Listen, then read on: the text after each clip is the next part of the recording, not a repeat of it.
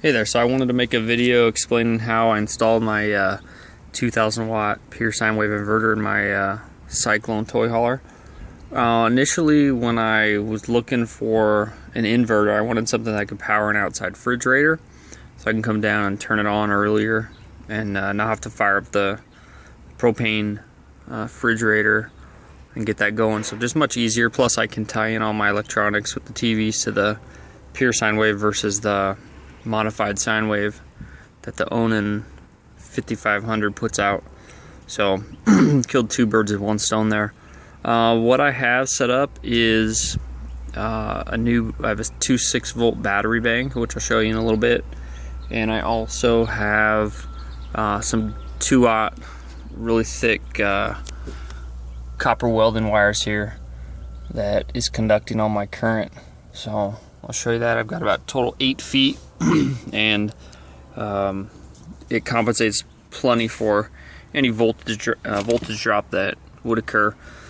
And so essentially what I did was all these extra wires that you see, I basically created my own dedicated circuit because I didn't want to go through automatic transfer switches, which can be pretty expensive.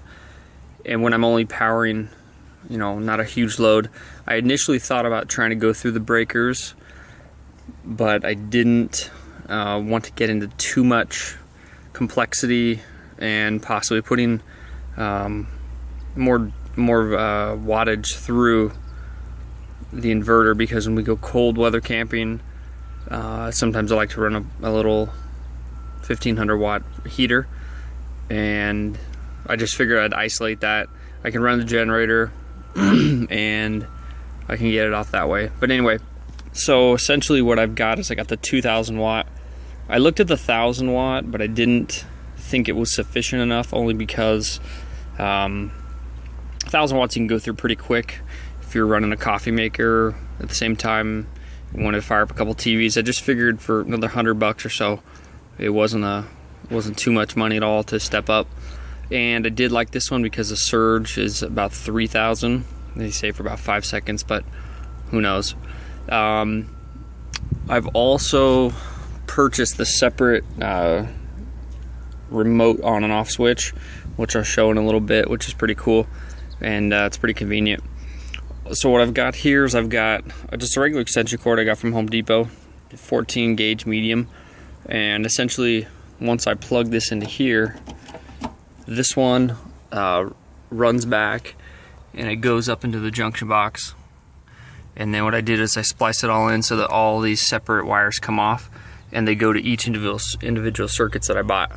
All this stuff here is neatly tied up. I punched through the firewall and I ran it up all clean. So one goes in the bedroom, one goes into the side cabinet, and then I got one more I can put somewhere. I'm still thinking about what to do.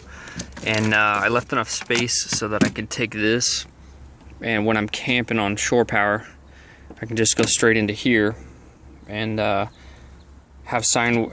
pure sine wave power going to the same circuits that I have for the TVs that goes to the normal utility when it's plugged in. So we've got enough variance here for both slack on that. And so what I did was everything is ran separate. So if I needed to plug this in, I could basically have the same circuit running off the original breaker, or if I wanted to go off this, I create my own island circuit, if you will, and I can essentially have another 2000 watts to go anywhere I want. So anyway, I'm going to show you the battery bank next, and then explain about these external receptacles I purchased as well too. Alright, so back to the front of the coach. I've got the Onan generator, and then I got a 280 amp hour battery bank. I just picked these up. I had 3 12 volts, but they were 4 or 5 years old, and I just saw the voltage drop sooner, so I figured I'd just upgrade them. I may put another one in, another dual bank to make it a series parallel, but I'm just gonna see how far these last me. I also have this 250 amp fuse I picked up, and to make sure it's all protected. And this is just the other side. Let's punch through here. I've got a ground, and I installed my own little voltmeter that I can run internal. I'm about 99% done with this project. I gotta wrap this up a little, make it clean, and then a few other things on this side. But basically, this is the new battery bank, and it goes up top there. All right, let's go back and I'll show you inside. So what I did was I just ran these through, and this is an outdoor fridge. This is the refrigerator I like to turn on early, a day or two ahead of time, so I don't have to worry about. And obviously it's a 120 volt plug. So what I did was I just took the cabling and I ran it down around the outside. As you can see, it goes all the way down. And I created a 1 of 4 on my separate circuits, and I punch it through. And then all of my sensitive electronics run on the pure sine wave, and it just goes back and disappears. So let's go inside now. Alright, so I purchased from Amazon this little LED monitor, and here's my remote panel that goes onto that as well. And so I've got one running upstairs, up in the front bedroom, and it's all punched through on the side. So here's one of them.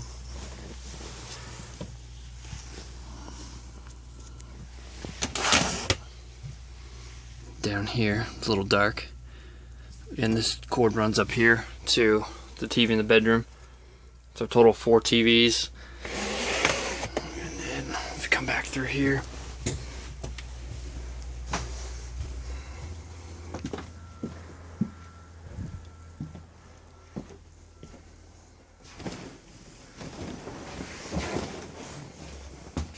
I also have this refrigerator here runs on propane or 120, so I may put a 4th outlet on the other side or run some over so I can operate this a couple days early on the inverter.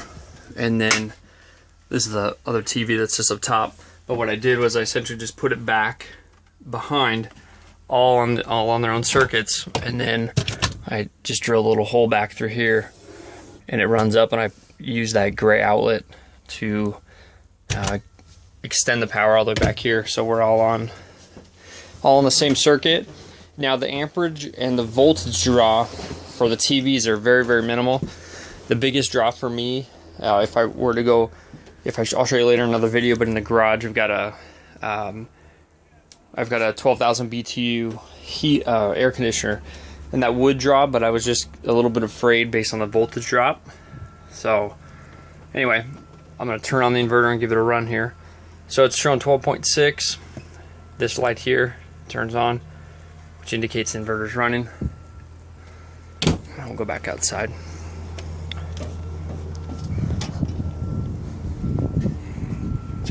So what Xantrex has, they've got basically a consumption gauge and then also a real-time voltage. And right now it's plugged in there. The only things that are operating on this is just the refrigerator, and then the TVs are just on idle mode, but they're not on, obviously. And then I've also tested this as well too, but I haven't tested the new battery bank just because I just did this last weekend. So right now, when the Xantrex inverters, they go, that's voltage, and then it alternates to consumption in kilowatts. So it's the refrigerator itself with the compressor just firing up is pulling very minimal. And so on the next video I'll put a 1500 watt heater and then turn it on 750 watt first to show you the juice consumption, and then go the full 1500 and show you what wattage it's pulling. It pulls a pretty good amount of juice through, and the manual says that the internal fan on this kicks in at 122 degrees internal, but I've turned it on for a little bit on the 1500 watt setting, and it did pull on, and it's really actually pretty quiet. And I also run the kilowatt meter here because I like to have a better idea of what really comes through in voltage, and based on what kind of load goes on, it's also nice to see how much current is being drawn based on the volts times amps and all that. So what I'll do is I'll show this here, and this is showing a current 120 straight out of the inverter. And then, yeah, there's no watts being pulled. So what I'm gonna do is I'm gonna plug this in and let the fridge kick on, as well as the TV. So it pulls a pretty good amount of juice through, just for the compressor to kick on the refrigerator, and then it drops down pretty significantly. So the numerical value should match on here, but that's in kilowatts. You won't see the exact decimal, but then you'll see this down to the exact watts. That's pretty cool. So I've been messing with this kind of as a little hobby project. Behind here is a 80 amp converter, which when the trailer's plugged into shore power, it will increase the voltage significantly, and it'll get up to like 13.8, and then it goes down when it needs to go to float and charge and all that. So anyway, I'm gonna pause this and we'll go to the back of the trailer now. Alright, so I went to the back of the trailer and I retrieved my 1500 watt Sunbeam electric heater here. And the first setting here is got a fan, and then it shows 1, 2 for heat. One's a 750 watt draw, and number 2 is a 1500 watt draw. So inverter's on, as you can tell. Battery's at 12.7 volts with no consumption at all because it's showing 0. But I'm just gonna plug in the kilowatt so we can have a more accurate reading. And that's giving us 120 volts. And then get this plugged in here. And you can see I'm gonna dual it here so you can have both readings. Alright, so then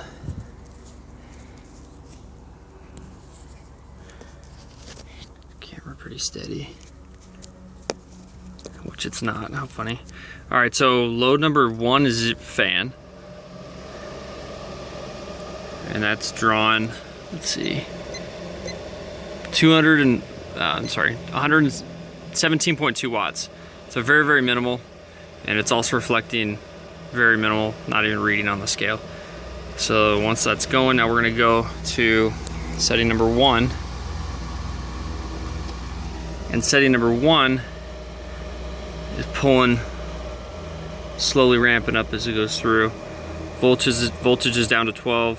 Now it's reading 0.7 of kilowatt, and that's equivalent to about the kilowatt here of 875 watts. So it pulls a pretty good amount just on that alone. And then if I were to go to 2,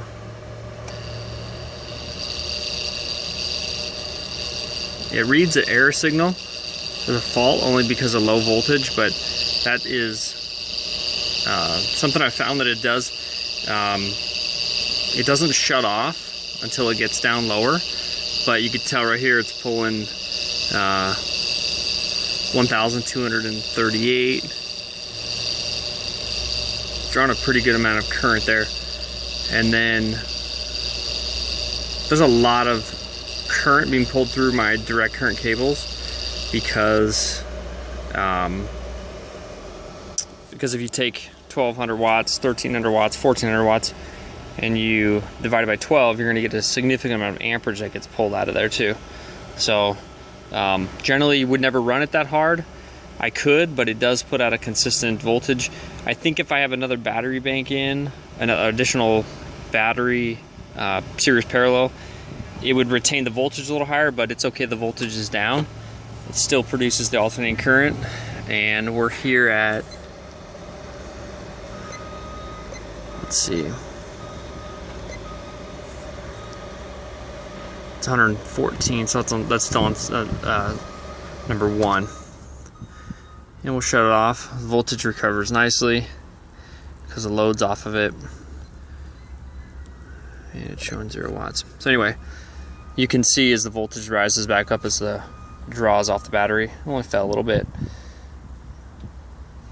So anyway, the primary purpose of this video is just to show everyone how I installed the inverter on my trailer and what I did in order to create its own separate circuit, as well as where I put the extension cords and the receptacles to make its own circuit. So it's pretty cool. Anyway, if someone needs any explanation of anything, there's two things. Like I said in the earlier post of the video, I'm only 99% done.